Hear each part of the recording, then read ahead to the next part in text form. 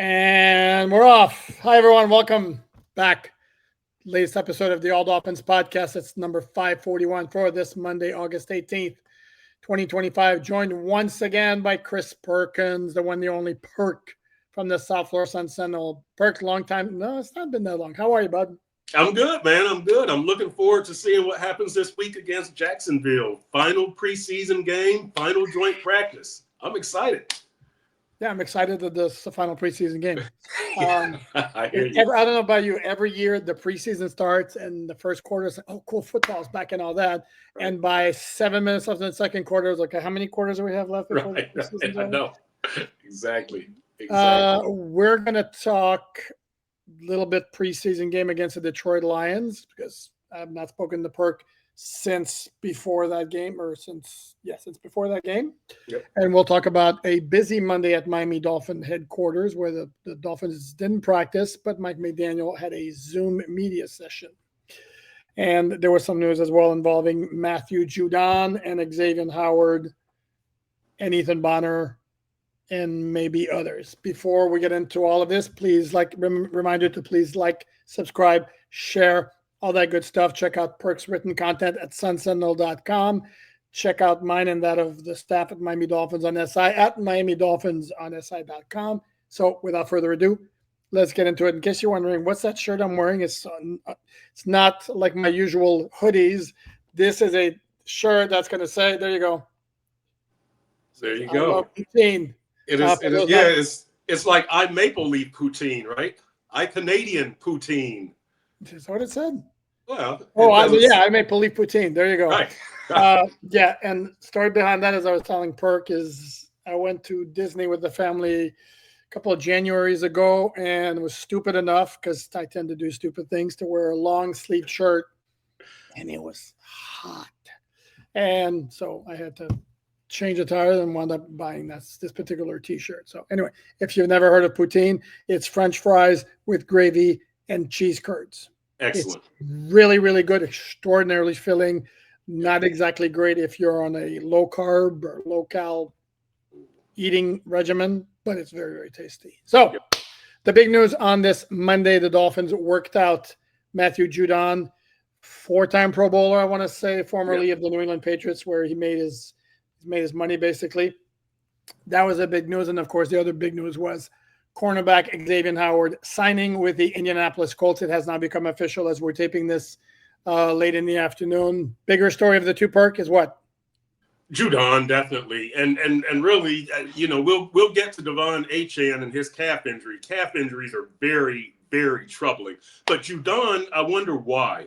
The Dolphins' edge rusher is one of their deepest positions. Once you get past the big three of Jalen Phillips, Bradley Chubb, and Chop Robinson, however, there's not a proven quantity there.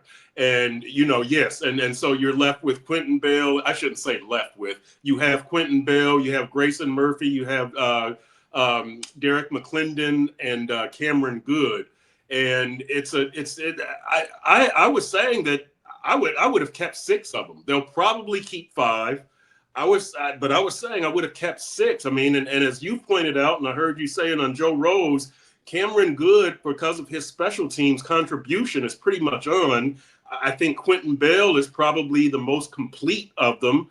But I like McClendon. Grayson Murphy is kind of small-ish. I don't know how he would work against, some of the bigger offensive tackles in the league. As a matter of fact, I'm not sure that we've seen him against either Austin Jackson or Patrick Paul. So I see the reasoning, I guess, for Judon, but on a team where I thought you were going with youth and draftees, I would have kept those guys. I believe Judon is 32 years old.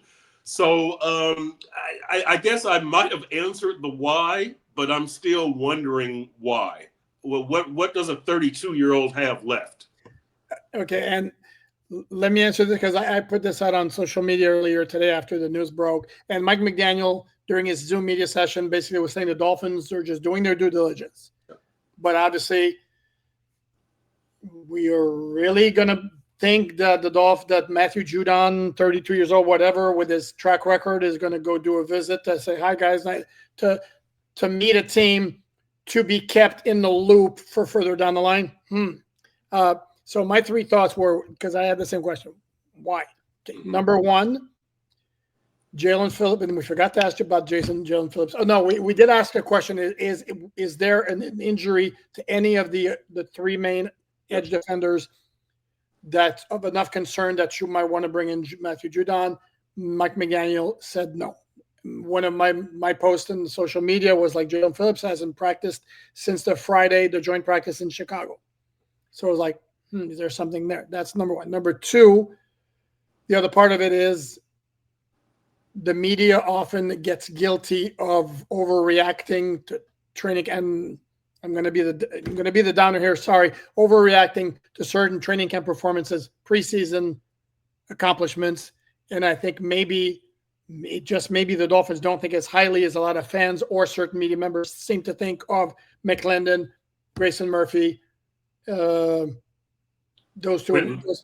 Those two really. Those two in particular. Yeah. That maybe they're saying, yeah, we need to. And then the third option is, could the Dolphins be paving the way for a potential trade of one of the big three?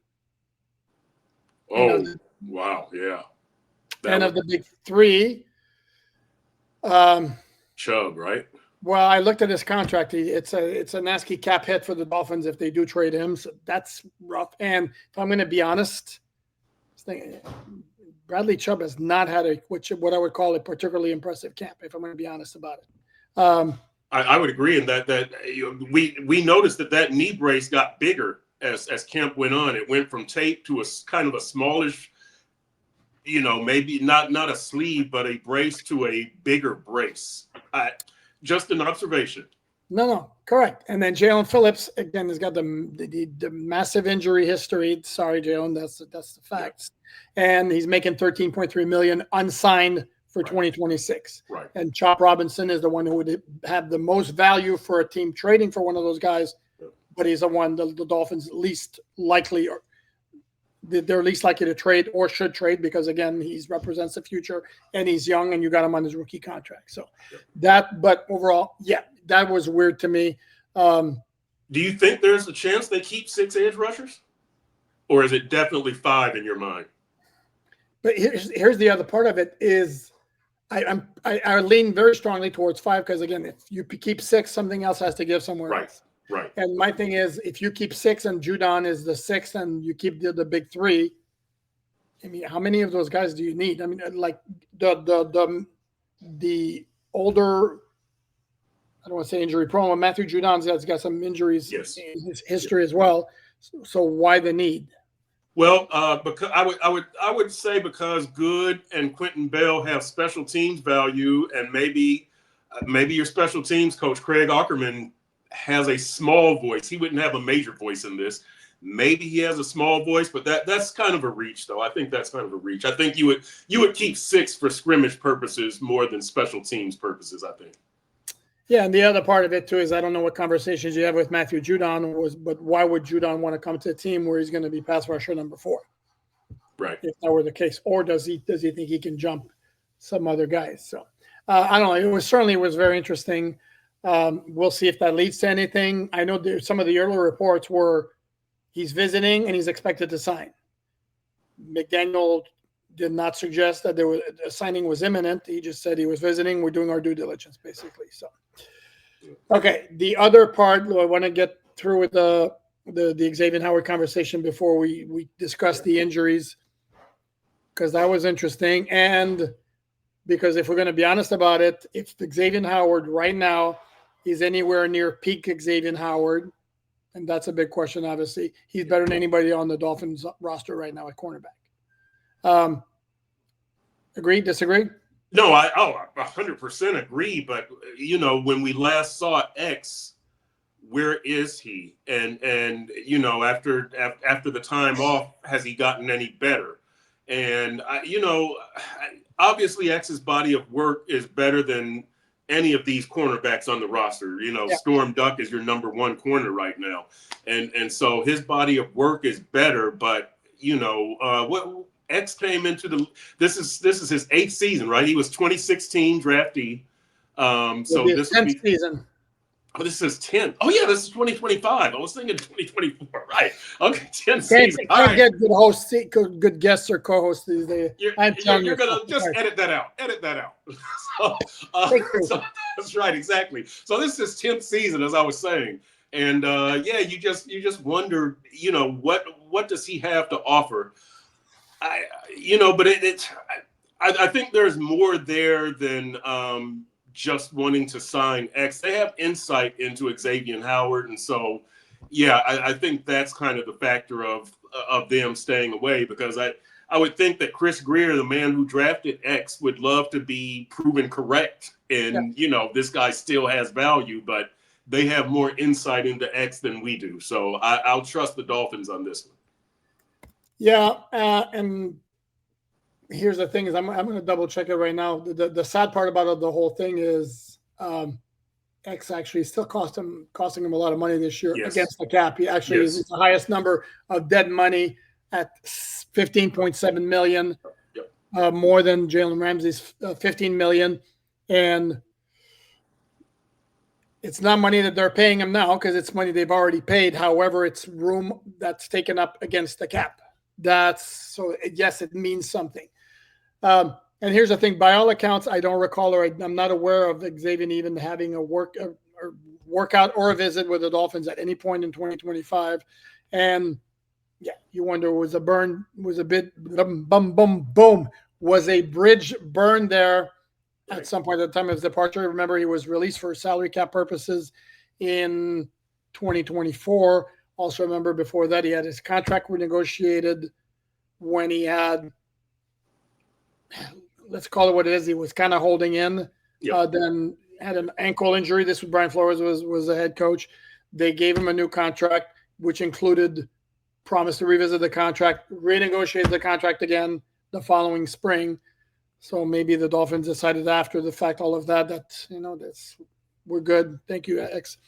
And Mike McDaniel in his Zoom media session gave a very thorough answer about what gives him confidence with his current group of cornerbacks and whether he considered Xavien Howard.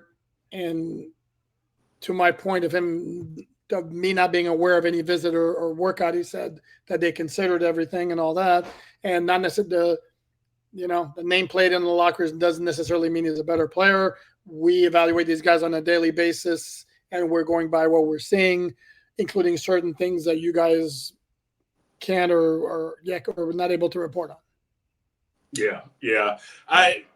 I'm just going to trust the Dolphins on this. That's all. What was the thing? What was the deal with Greer and X on the way out? Didn't Greer say he had talked to X about something, and X said that no, he never asked me? Or I thought there was it was a minor thing. Yeah, about leaving the door open. I believe something like that. Yeah. Okay, and the last thing. So I'm sorry, Perk. The last thing I'm going to say about X is, again, in the last couple of years he played, he was nagged by groin injuries. Right. That was a kind of a problem in 2023, and then the season ended with him with a Liz Frank injury, which is pretty severe. And then in 2022, X played 15 games, was selected to the Pro Bowl, and he himself said the following spring he was not happy about being selected to the Pro Bowl because he felt his performance was not Pro Bowl caliber, and it really wasn't. Having said all that, I promise, and I keep saying the same thing, my promise, last word on X, I have said and will continue to say, his 2020 season when he was third, I believe, in the voting for NFL Defensive Player of the Year, 10 picks, to me, second best individual season by a Dolphins player in the 2000s, behind Ricky Williams' 2002. Interesting. You hit me. Yeah, that's surprising. Did Jason Taylor have an 18 sack season in the 2000s? Maybe 2002. Yeah. But to me, 10 pick with a couple of pick sixes, and I mean, he was outrageous that year. Yeah. So anyway, we move on. Speaking of cornerbacks, unfortunately, Ethan Bonner's hamstring injury will sideline him for quote unquote weeks. Yeah. We're now less than 3 weeks until the start of the regular season. What does weeks mean? To me, it means don't be shocked if he's one of the two players the Dolphins put on IR at the start of the regular season at the 53, which allows him to come back in 2025. Right? Yeah, correct. And I would think if for Weeks he would almost have to go on IR, because Weeks is September 7th is the opener, and so you would figure he'll probably, if McDaniel says Weeks, you figure he probably misses the first 3 games, I guess. If he goes on IR, he'd miss 4. Well, no, you mean if he doesn't go on IR? Sorry. Right, yeah. right. Yeah, if he's not on IR. So yeah, I would think he goes on IR almost certainly. Okay, and then you can, when you mentioned the open against the Colts, it brought back something. I apologize. I keep doing this. I'm an old man. I repeat myself and all that, and I contradict myself. One more thing about X. Yes, he's facing the Dolphins in the opener, and it was like the nightmare scenario from here is like X is going to have groin issues or hamstring issues again this season, but not before he gets 2 pick against the Dolphins in the opener. That's the nightmare scenario. Am I right? Lou Anarumo, defensive coordinator. Former Dolphins secondary coach or defensive backs coach, whatever the title was. Yeah, good dude. I like Lou Anarumo. Very good dude. Yeah, that's a great call. And then this week we're going to see Anthony Campanelli, former Dolphins linebackers coach, who's now the Jaguars defensive coordinator. And I hope Safi Dean finds a way from USA Today finds a way to make his way over to ask him about some pasta, because that used to be the thing. Anyway, other injury notes. Devon Achane not likely to practice this week with a calf injury. And I think before we came on, you were telling me you're not necessarily thrilled about how that sounds for a running back.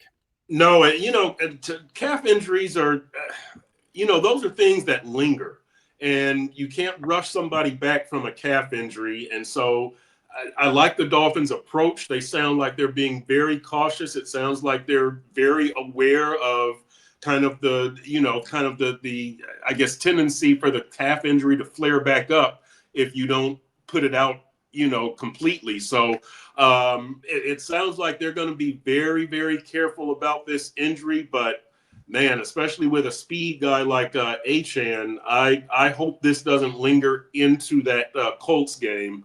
But I have a feeling he might be, just to pick a percentage, 80-85% for the opener. But that's just me saying something. I'm not convinced at this point he will be 100% for the opener, but he could get to 100%, before September is out, definitely, if they're smart with him. And the big question here, of course, is do you have to let it linger? Sorry. I see what you did, right? I will be very happy. Put in the comments if you get the reference, because that to me is an absolute all-timer song. Anyway, here's the other part of it with Achane, because knock on wood that he's not out of the lineup, because I think there was some sort of notion, and again, this is where you follow only one team, you can get mesmerized by what you see and lose perspective. I think there was an idea that the Dolphins had a really good depth at running back, and now Alexander Madison's on IR. Jalen Wright so far has not shown the kind of progress and jump in year 2 that a lot of folks maybe anticipated or were hoping for. And then now you got Ollie Gordon, who actually has looked pretty good after a slow start in camp, but like the last couple of weeks in practice has looked good. Looked really good in the preseason game against the Lions, but it's kind of thin now. And I don't want to short or slight Mike Boone and Aaron Shamklin, but they got released by their former teams not long ago. So. Yeah, my column today is I would go with Ollie Gordon too as running back 2 for the Dolphins right now. I asked Mike McDaniel about that, and he said the battle is not over. The battle's not over in my mind either. But if I had to make that decision right now, it would definitely be Ollie Gordon. And Jalen Wright doesn't have much time to gain ground. You've got one joint practice and a preseason game. So he's got to really, really be very impressive, be very complete. Ollie Gordon, we saw him make the smart play on the kickoff, right, with the 2 feet out of bounds. Love that. Yes, right. Love that. We see him running tough. We see him catching the ball. He's had double-digit gains both through the air and on the ground. So Jalen Wright he's got to do a lot here, and I'm sure that classroom and pass protection and some of those things that we don't necessarily see as fans and media will make a difference. But if you look at splash plays and just that impact that you see on TV. It's Ollie Gordon II right now. No, without question. What's jumped out at me, particularly in the preseason games, is I see Jalen basically is going to get what the whole dictates he should get and nothing more, Right. whereas Gordon can actually produce more than what's there. And that's a little bit problematic right now in terms of what Jalen Wright is showing. I mean, it's great if he gets 16 yards if the blocking suggests he should get 16. That's cool. I'd like on those plays where he's getting 0 or 1 yard to get maybe 3 or 4, right. break a tackle, make a shifty move at the line of scrimmage to avoid somebody. Not seeing it. Mike McDaniel said the anticipation is Zach Sealer will be back at practice this week after he didn't practice in the second joint practice in Detroit and didn't play in the preseason game. I asked about Austin Jackson and whether McDaniel remained confident he'd be ready for week 1. He said, absolutely. There's been no setback. Everything is on track. And then and of course, Darren Waller. Yes. So we're not in a joint practice anymore. Mike McDaniel, when I asked last week in the Zoom media session, kind of gave me a look like, why are you asking? It's a joint practice. I've already said I'm not sending him from retirement to a joint practice. Well, now the Dolphins don't have the joint practice immediately this week. They're practicing among themselves Tuesday and Wednesday. And McDaniel is saying, thinks so, but not sure. Like, what is going on? Yeah, it's a very troubling situation because you would just think that by now he was signed July 1st, right? The trade went through June 30th, whatever it was. I mean, it's been a minute. It's been a minute, and you want to see him out there on the field. And I would have thought that they would have brought him along like they did with Ife Melifonwu, that, you go out there and you do some individual drills, but not team drills. Then you take a couple of reps in team drills, and you just get slowly brought into the fold. But we have not seen anything close to that with Waller. We see him going through drills on the side, and there's no limp. He's not favoring any body part. He looks the part physically, and so you just wonder, right, what is the holdup here? So it'll continue to be a mystery until he takes the field and participates fully. Even at this late stage, even if he's out there only part-time, I'm going to be wondering, well, when is he going to be out there full time? Because September 7th is arriving pretty quickly. Yeah, we're definitely building mystery. Yeah. Another musical reference. I didn't get that. Again, you didn't get that one? Oh, over my bald head. Yeah. Let's see if somebody can go 2 for 2 and get the 2. Name the artists for both songs. And it's like, as you mentioned, I mean, it's not like the dude doesn't look like he's completely. Like, if he's not in football shape, I don't know what that looks like. And then the other part of it is you're starting to get like a little OBJ vibes at all. Because I'm like, Yeah. And let me say this. I understand the football shape thing because he told us he did some kind of, I can't remember the fitness thing that he said he did, like Rock's Challenge or so. I don't even remember. But I understand that that's not football motions, that you're not using your lateral movement or the explosion or the blocking techniques. So you need to work on some football techniques when you're working with the trainer, football specific motions and exercises. But this guy's a veteran. Like, how long did it take? It's not like this is, an international pathway player who has only played football for 2 years.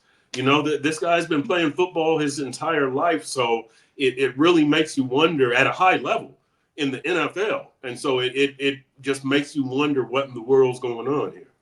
Yeah, it's a little bit weird. And the other part of it too is, why don't you get him off PUP, have him practice Tuesday and Wednesday where there's going to be no hitting. And then if there's a concern, sit him out on Thursday for the joint practice. Right. It's just very weird to me. We will be speaking, you and I, assuming, of course, you agree again to be a guest on this podcast, and don't decide why would I do that. Anyway, before the preseason finale, so my question of whether what you anticipate the starters playing, we'll wait for then. So let's take a quick look back at the game against the Lions. What's it out to you? Is it the 2 quarterbacks rebounding or anything else really jump out to you? I thought the Dolphins' attitude stood out to me after that Wednesday practice. They come back on Thursday, and I know that you said, Be I said it careful. now. I know you said that the Dolphins didn't look as good on Thursday as some others have said, which is fine. And that's They fine. got smoked on defense. I don't know. But what, go That's ahead. fine. That's fine. That's not my point. My point is you got the whatever knocked out of you on Wednesday, and you came back and showed some fight on Thursday. You showed even more fight in the game.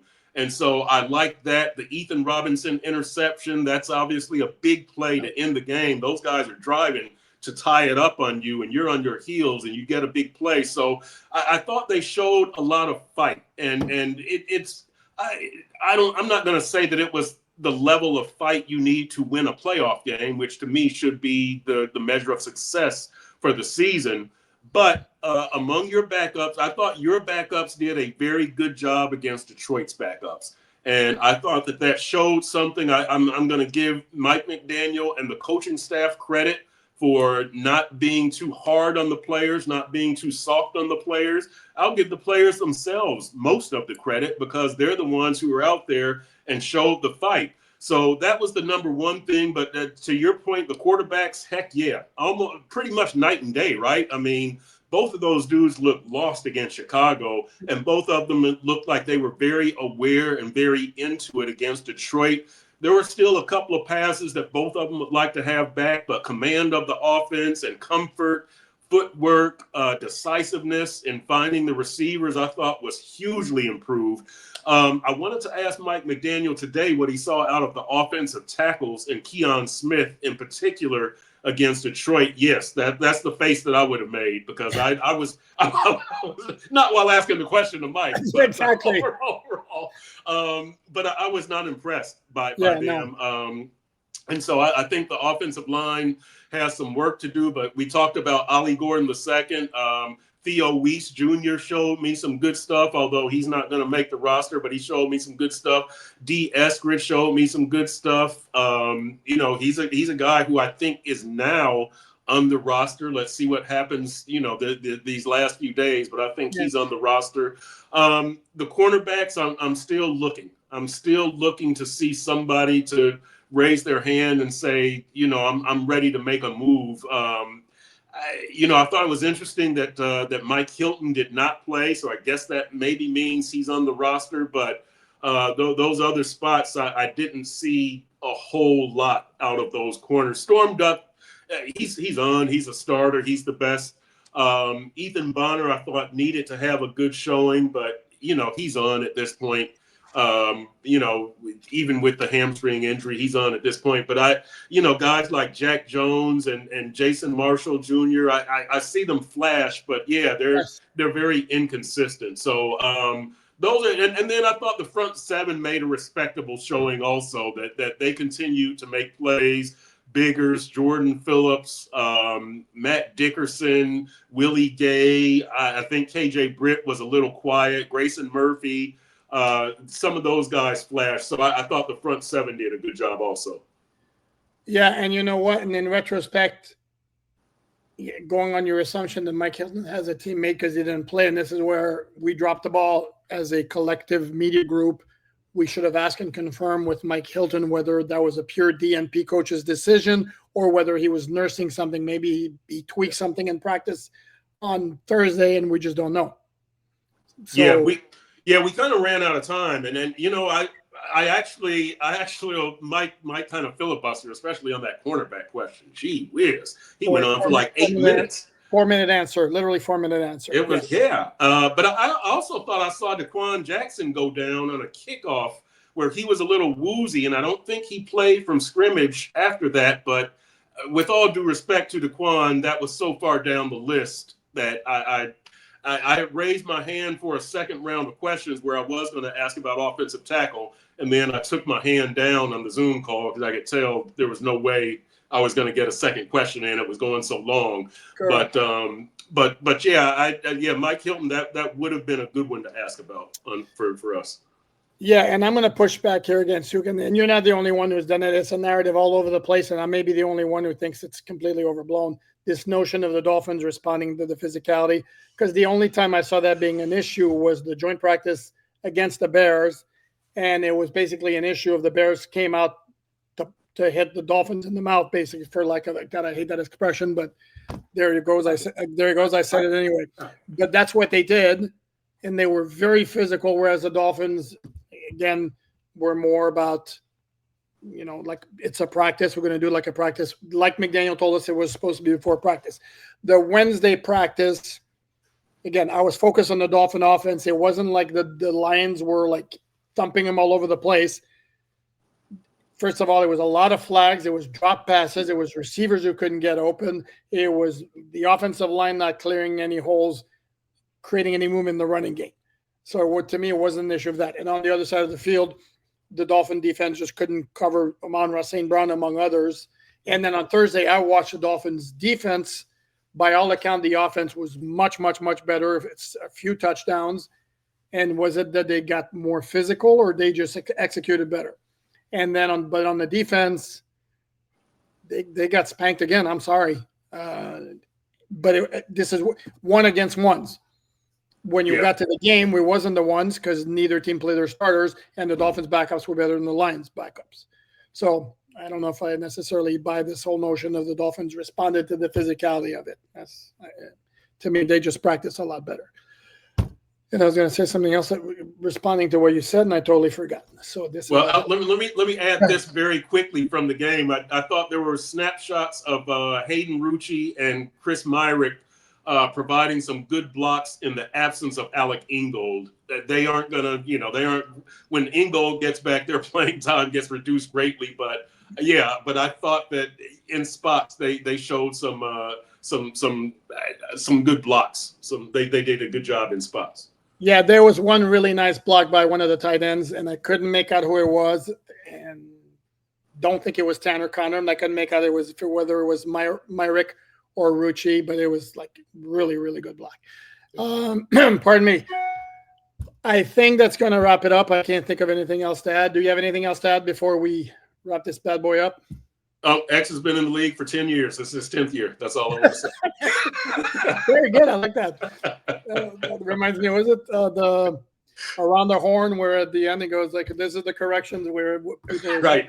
Exactly. Don't start doing that on me because I probably made a lot of mistakes. Yeah. Okay, that is going to wrap it up. He is Chris Perkins. Catch his fine work at the South Florida Sun Sentinel at sunsentinel.com. Perk, I'm going to ask you again because I always have to do we have a deep dive with Perk coming up soon? I think we do on Friday. We're negotiating that right now, seeing if we have the necessary personnel. I will alert you on social, but I think Friday at noon is probably going to be the time. There you go. Sounds like a plan. Yeah. Like I said, check out his fine written content at sunsentinel.com. Please check out that of mine and my team at dolphinsonsi.com. Programming note, there's a Dolphins Collective live at 7:30 p.m. on Monday night with Dudley Durong, TD Finstock, Mark Kelly, and myself. We'll be back here tomorrow. The Dolphins do practice tomorrow. They have announced it, put it out on their social media that the practice no longer will be in front of the fans. We are allowed to watch it, and we'll tell you what happened within our limitations, of course. So Perk and I will be back here if he's willing to do this again, to endure this foolishness again. And check it probably late afternoon. And in the meantime, have a great Monday evening.